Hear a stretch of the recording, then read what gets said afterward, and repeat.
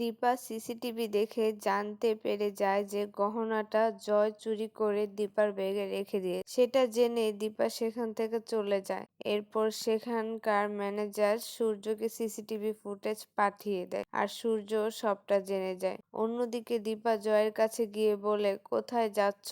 জয় বলে, কাজের সন্ধানে। এ কথা শুনে দীপা সবার সামনে উর্মিকে বলে, টিভিটা অন কর। এই কথা শুনে উর্মি টিভি অন করে আর টিভি অন করলে সবাই জয়ের কেলেঙ্কারির কথা জেনে যায় আর সেটা দেখে সবাই মিলে জয়কে কথা শুনে। তখন জয় দীপার কাছে বলে, আমাকে ভুল বুঝো না, আমি যা করেছি দীপের জন্য করেছি।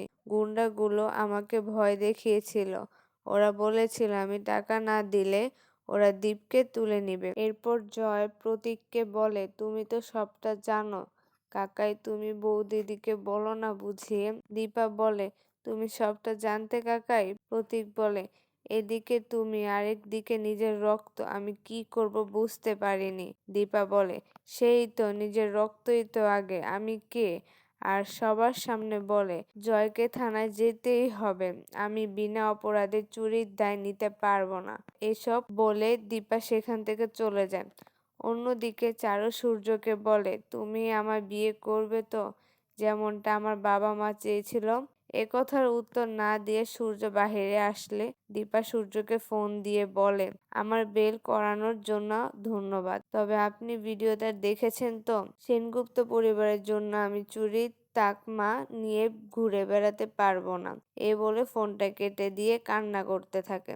তখন সাক্ষ্যদীপ এসে বলে, নিজের আপনজন বিশ্বাসঘাতকতা করেছে তাই না? আপনি চলুন আমার সাথে। এই কথা বলে রেস্টুরেন্টে আসে। ঠিক তখনই, বন্ধুরা আমার আগের চ্যানেলটি নষ্ট হয়ে গেছে, এই জন্য আমার নতুন চ্যানেলটি সাবস্ক্রাইব করে দিবেন। ঠিক তখনই ডাক্তার সাক্ষ্যদীপকে ফোন করে। তাদের কথা বলা হয়ে গেলে তখন সাক্ষ্যদীপ বলে, আজকে জয়ীর চোখের চেকআপ আছে। তখন দীপা বলে, আমি যাব আপনাদের সাথে। আজ তো জয়ীর চোখের সার্জারি হবে। তখন দীপ বলে, আপনি এত ভাবেন আমাদের জন্য? তখন দীপা বলে, আমার বলে কিছু নেই, আমার আপন পর সব গুলিয়ে গেছে।